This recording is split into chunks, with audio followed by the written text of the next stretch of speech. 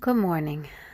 My name is V, and I'd like to talk today about children and about how children are sponges.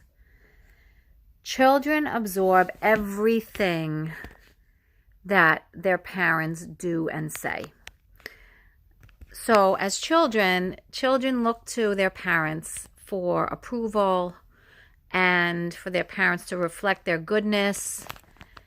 So when parents get angry and impatient and frustrated and critical of their children, your children are absorbing this every minute of their young lives.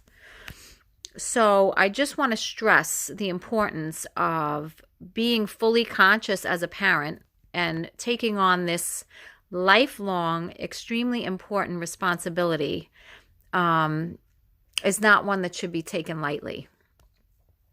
So many people, I believe, as parents, think that they're doing the best job that they possibly can, and unfortunately don't always have the best control over their own emotions and their own past traumas and whatever dysfunction they dealt with in their own childhoods.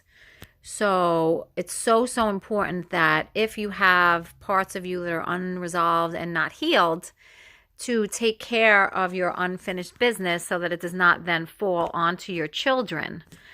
Because then what's happening is your children are becoming burdened with the emotional upheaval that is yours.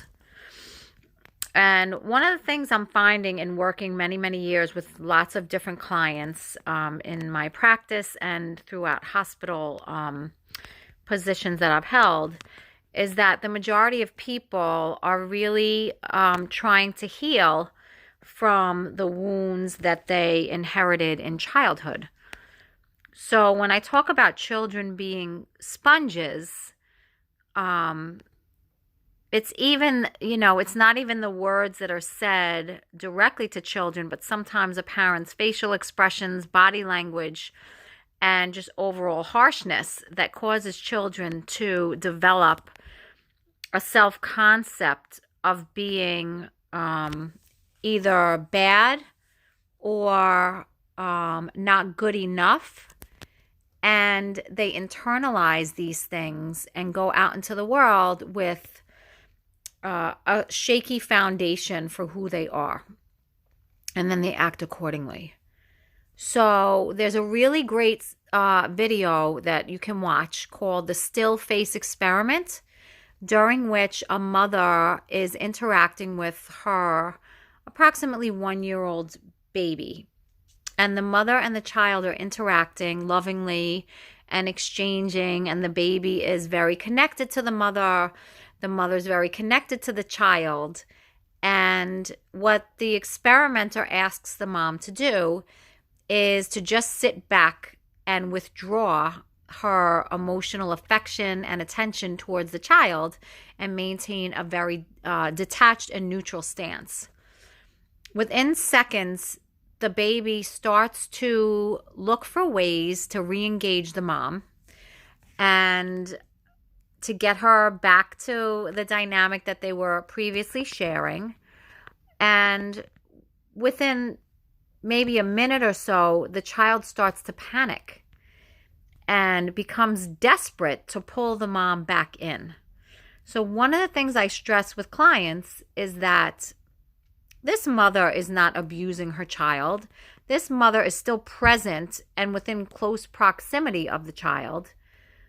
But just the fact that the mother is not warm, loving, and emotionally engaged with the child, with her body language and her facial expressions, the baby starts to go into panic mode.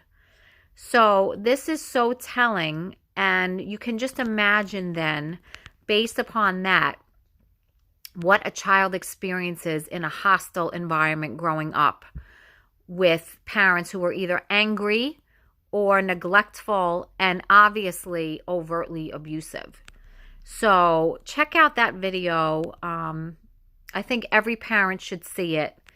because I think it'll increase your understanding of what a child experiences in terms of trying to keep the parent close and connected to them, and how traumatic it can be when they chronically have experiences where the parent is not that and those things. So until next time, continue to check me out. I'm going to come back and just share some powerful insights and thoughts with all of you. Thanks, and have a blessed day.